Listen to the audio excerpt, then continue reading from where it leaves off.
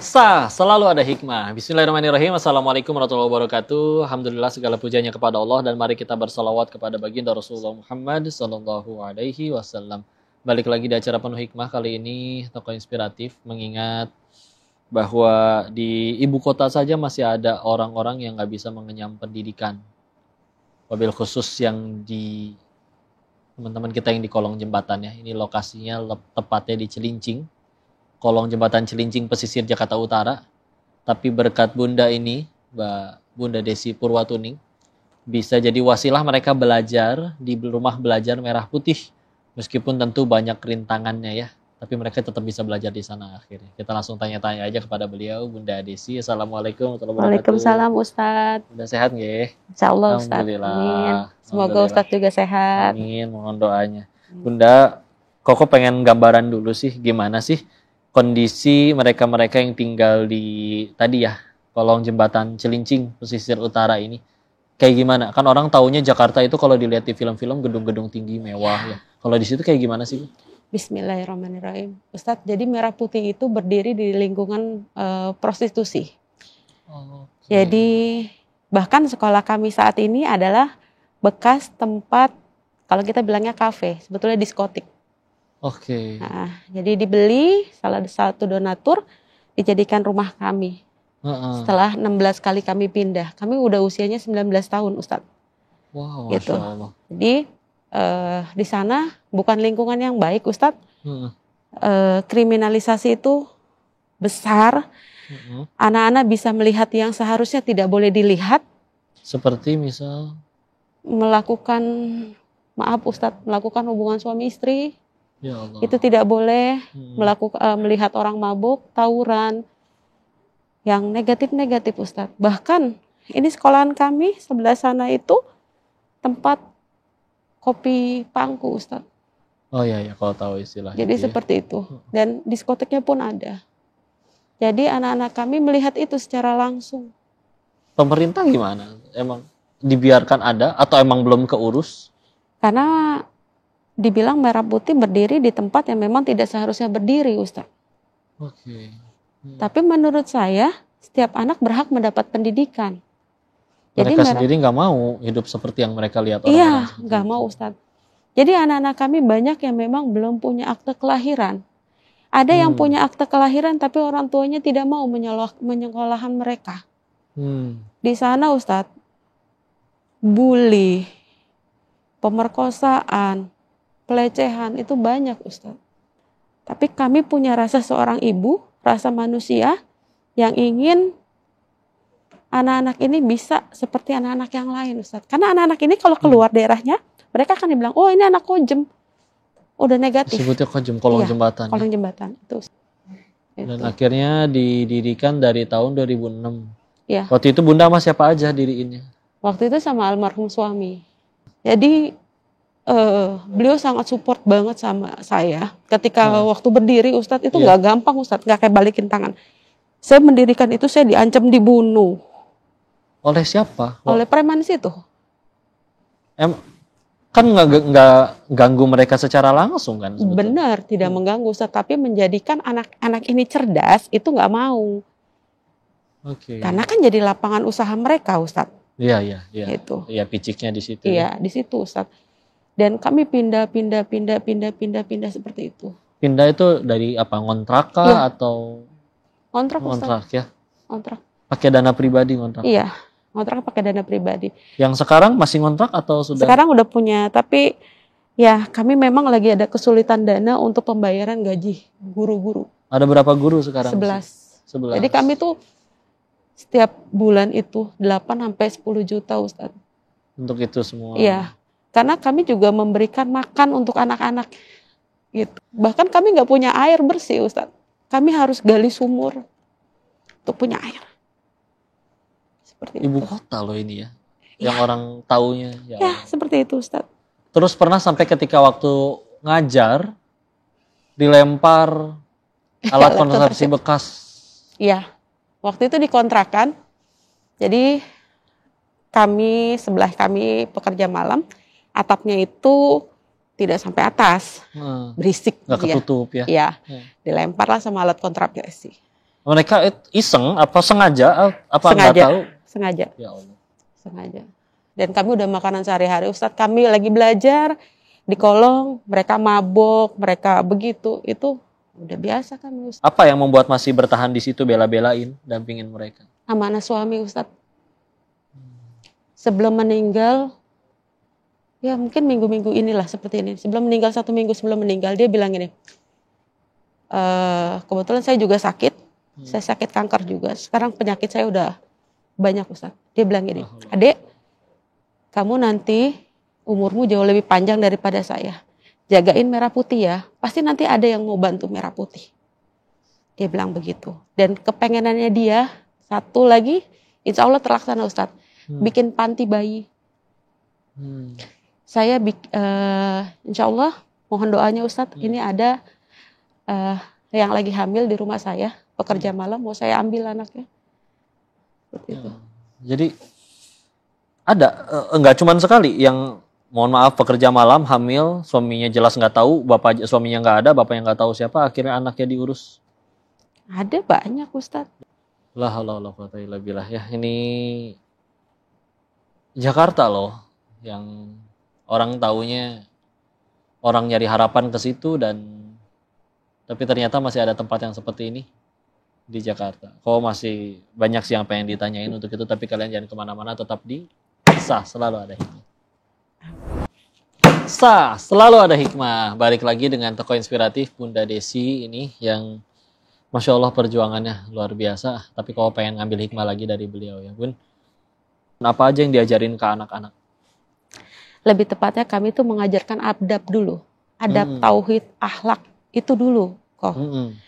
Yang lainnya sebelum matematika belum, apa segala. Belum. Lalu mereka nyaman sama kita dulu. Nyaman dulu. Mereka rentang usia berapa sampai berapa? Sekarang dari 5 sampai 22. Tapi kalau 22 ini 20, 21, 22 itu berkebutuhan khusus sama korban pemerkosaan. Banyak yang ini dong. Gak suka anaknya belajar di situ. Banyak, Ustaz. Anaknya mau tapi sama mereka ditarik paksa nggak boleh belajar di situ. Iya, banyak. Bahkan kemarin ada juga keluar. Banyak seperti itu. Ketika ditanya ke orang tuanya alasan mereka nggak bolehin apa tadi? Diem aja. Dan ini bawa apa aja nih Bun? Diceritain dong. Ini alat bermain kami kok. Jadi itu dari yang bekas telur ya? Iya. Dijadiin alat bermain. Ya, pakai? Sebisanya aja sama tutup botol. Jadi anak biasanya main 1. Itu ada hurufnya ya? Huruf sama angka biasa buat absen.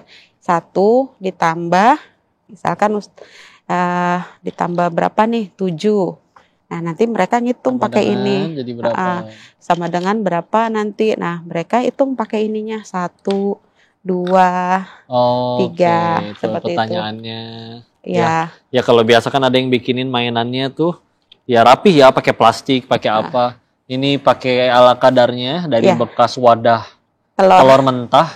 Terus pakai tutup botol. Ini ngumpulin sendiri tutup botolnya? Iya. Kan saya mulung. Nggak apa-apa, mudah mulia di sisi Allah. Apalagi Bun yang dibawa Bun? Sama ini kok. Jadi anak-anak itu di Merah Putih boleh curhat. Oh gitu. Ya, boleh berarti curhat. Ini curhatan anak-anak? Ya, anak-anak. Kalau anak-anak yang sudah bisa nulis, mereka boleh nulis. Tapi kalau anak-anak yang tidak bisa nulis, mereka menggambar, ambil krayon atau pensil warna, kasih buku gambar, mereka coret. Biar dia coret aja apa, luapin aja semuanya di situ. Sobek-sobek kertas sampai mereka nyaman. Karena banyak anak-anak yang memang datang itu bukan kondisi bahagia untuk belajar. Habis dipukulin. Takut, depresi. Iya. Boleh sambil lihat bukunya? Coba yang ini dibacain. Nah, dia bilang. Salah satu contohnya. Dia cerita apa tuh? Aku kalau itu kadang-kadang kesel sama kakak. Kakak disayang mulu, aku enggak. Dia bilang gitu. Kakak diajak, aku diomelin. Enggak jelas. Nggak jelas banget, makanya aku suka kesel. Itu banyak Kak. Ada yang dia kesel, aku disuruh aku disuruh minta sama ibu aku, tapi aku selalu apa nih? Oleh uaknya disuruh minta uang minta ke ibunya, sedangkan ibunya udah nggak satu rumah. Kok pernah jadi guru juga, Bun. Dan anak-anak seumur ini yang kok tahu tuh kalau ditulis isinya keceriaan, dia habis main kemana. Ini kayak gini ya, mereka kesel karena disuruh ngemis ke orang tuanya sendiri, karena disuruh. Bener kok. Mereka kesel kok. Mereka sebetulnya pengen punya hak. Mereka pengen merasakan hak-haknya mereka sebagai anak-anak. Tapi nggak dapat. Main ya, mereka harus main sebanyak-banyaknya. Itu banyak kok. Anak-anak di sana tuh seperti itu kok. Bahkan kami sering belajar di atas perahu kok. Oh, benar-benar pinggir laut ya? Iya. Tapi lautnya gitu tinggal. Lautnya bagus, indah, bisa buat berenang main gitu. Hitam. Tapi anak-anakku malah berenang. Ya. Iya. Jangan bayangin semua pantai itu seindah yang kalian lihat di poster-poster kalender ya pemirsa ya. Ini utaranya Jakarta ini. Ya lihat sendiri deh. Insyaallah ya. Dan akhirnya gimana, Bun? Bangun mental mereka di lingkungan yang kayak gitu. Nomor 1 paling dikuatin tadi ya. Tauhid dulu, iman dulu. Tauhid, iman, adab itu. Respon mereka dikenalin tentang Allah, tentang Tuhan itu gimana aja responnya? Awalnya mereka bingung karena mereka nggak dapatin itu di rumah. Ya gimana mau dapatin, ada sebagian anak kami yang tidak kenal ibunya. Kenal ibunya sebagai begini, ujung-ujungnya kabur, nanti balik lagi anak itu sendirian. Ada yang dikasihin sama orang. Bingung awalnya, tapi kami dekatin, kami bilang sama mereka, Bunda sayang sama kalian, belajar yuk. Lama-lama mereka mau, dan kami biasa Sabtu Minggu itu kan ngaji kok. Itu mereka sedikit-sedikit juz 30 tuh sudah hafal. Karena sering dengar juga. Sering dengerin seperti itu. Dan mau sebetulnya otaknya punya kemampuan juga. Bukan berarti dengan kondisi kayak gitu maka tingkat kecerdasan mereka di bawah rata-rata juga enggak ya. Sebetulnya sanggup ya. Sanggup. Cuman karena lingkungan aja. Iya, bahkan anak-anak kami itu anak-anak yang hebat berenang, hebat menghafal. Ya, kalau itu. Berenangnya latihannya pun langsung di laut. Pemirsa. Di laut, lautnya hitam. Pemirsa, ini Masya Allah perjuangan beliau. Aku masih terus pengen ngegali ya hikmah-hikmah di balik ini semua. Untuk itu tapi kalian jangan kemana-mana, tetap di Sah, selalu ada hikmah. Sah, selalu ada hikmah. Balik lagi dengan Bunda Desi yang pokok pribadi bayangin gak sanggup untuk ngelakuin perjuangan seperti beliau ya. Tapi kita akan belajar lagi kepada beliau. Tadi sempat pas jeda, aku tanya, umur berapa sih orang-orang itu di sana mulai na'udzubillah jadi PSK? Usia berapa tadi? 14 tahun bisa. Bahkan kemarin biasanya kenapa? Kepepet, lapar atau habit kayaknya ya, karena melihat cari duit itu ekspres. Oke, mereka ngelihat contoh dari sekelilingnya, cari duitnya caranya kayak begitu. Iya. Cepat dapatnya. Cepat. Kedua, awalnya mereka nggak punya haknya mereka untuk dapat legalitas. Mau sekolah, nggak bisa. Akhirnya tapi ada yang pernah nyampe sekolah formal, beres dari situ. Terus ada yang sekolah formal sampai lulus SMA ada, sampai kerja yang baik-baik, tapi itu pun saya latih, saya bikin untuk soft skill kok. Jadi dia punya skill, akhirnya dia bisa keluar. Tapi kalau yang nggak punya skill ini, makanya PR kita tambah. Jadi nggak bisa mereka hanya dapat ijazah SD, SMP, SMA, tapi mereka harus kasih kemampuan lain. Iya, betul. Gitu, agar mereka bisa keluar. Skill, ya orang di luar mau ngegaji kan ngelihat skillnya. Kalau punya skill kita bayar. Dan tempat yang, kau pengen tegasin lagi ya pemirsa, tempat yang sekarang berdiri jadi rumah belajar Merah Putih itu dulunya diskotik. Iya, diskotik. Ngerebut sampai itu akhirnya jadi rumah belajar gimana? Pas mereka habis kontrak langsung disewa gitu atau gimana? Jadi kebetulan tempat kami yang dulu juga tempat diskotik juga kok, itu udah habis masa kontraknya. Nah, dia jual 150 juta katanya gitu. Bingung dong, kok uang dari mana? Kami nggak sanggup, kami nggak punya uang, kami mau nyari bantuan dari mana, nggak sanggup. Lalu saya bilang sama teman, yuk kita sholat asar bareng, minta sama Allah. Kalau memang yang Merah Putih masih bisa di sini, Allah akan kasih jalan. Selepas sholat teman saya keluar, dia bilang ada diskotik di sana dijual. Diskotiknya itu, kokoh itu, panjangnya 9 meter, lebarnya 2,8 meter. Gepeng atau jadinya? Kayak kereta gitu. Sempit, ya kayak gitu kami bangun. Itu 50 juta dijual. Renovnya itu 130. lebih ngerenov. Aku mah ngebayangin orang mah diskotik tuh kan kalau yang digambarin di film-film ya gede, mewah, megah. Ini deh gimana tempat gepeng begitu jedak-jeduk kayak yang Ya agelo begitu, ya orang mah. Ya. kayak gitu Bun, Koko. kau pengen ini dong kenalan, saya penasaran. Yang tadi kan kau tanya kenapa Bunda nerusin ini semua. Tadi ya, mendiang almarhum suami. Apa beliau itu kayak gimana orangnya, ketaatannya, ibadahnya gimana, dan cerita pas wafatnya tadi kayak gimana? Jadi suamiku namanya almarhum Muhammad Hasan Ridwan, seorang kapten kapal. Beliau itu kalau saya bilang ahli ibadah, dan beliau itulah pertama yang mengajak saya untuk melihat anak-anak yang tidak mendapatkan haknya. Jadi tadinya nggak tinggal di situ beliau? Kami di rumah, cuman dia bilang, ayo kamu bisa, kamu lihat anak-anak, kamu lihat begini. Sekeliling ya? Iya, dia yang support saya. Apapun saya perlu, ya aku minta papan tulis, dikasih sama dia. Gitu. Dan biaya sampai beliau meninggal itu 26 Agustus 2019, beliau yang bayar. Semua Gitu. keperluan rumah belajar Merah Putih. Semua.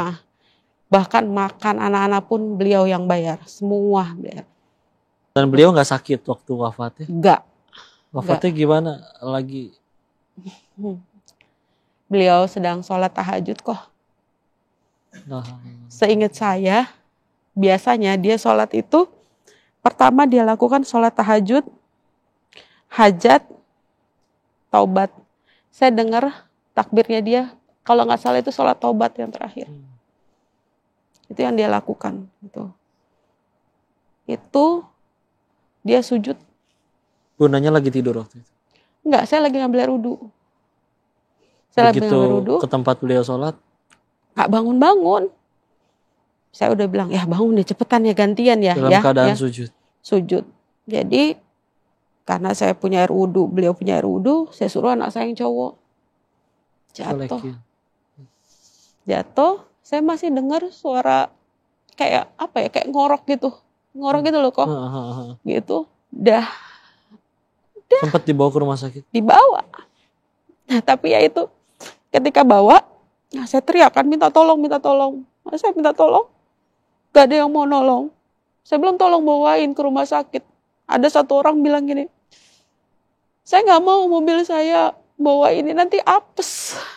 Nangis saya kok dibilang gitu. Minta tolong. Gak mau.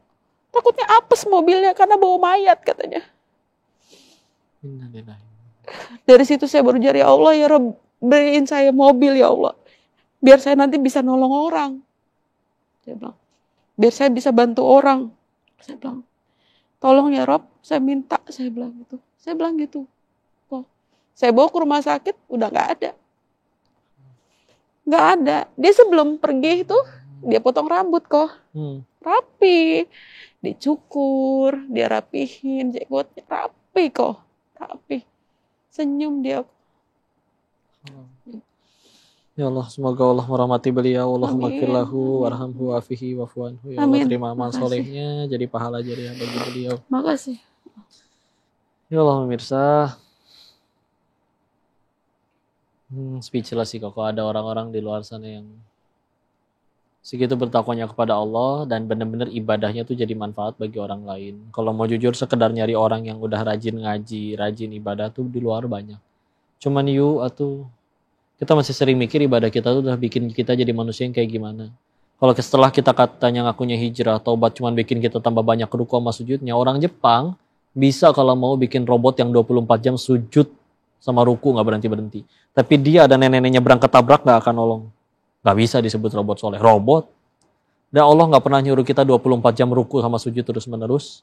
Tapi ibadah kita yang sedikit itu harus benar-benar ngubah kita jadi manusia yang seperti apa. Jadi manfaat gak? Beliau ini orang luar biasa. Semoga Allah merahmati Bapak dan Bunda ya. Amin. Dan mudah-mudahan semua yang bisa nonton ini bisa ikut ngebantu ya. Jadi kalau pengen ngebantu nanti akan disertakan di acara Instagramnya ya Bun. Nanti minta Instagramnya sama ininya. Untuk mudah-mudahan kalau misalnya ada yang bisa, yuk ikut membantu jadi perpanjangan tangan dari Allah ya. Amin. Bunda makasih banyak hikmah hari ini. Koko. Terima kasih, jazakillahu khairan. Mudah-mudahan Jazakillah. Bunda sehat selalu. Amin, Saya minta amin. doanya juga. Dan pemirsa, ini adalah hikmah yang luar biasa di episode kita kali ini. Kita akan ketemu lagi di episode selanjutnya dengan hikmah-hikmah yang tidak kalah seru dan keren ya. Tapi untuk itu tetap kalian harus saksikan selalu ada hikmah. Assalamualaikum warahmatullahi wabarakatuh. Waalaikumsalam.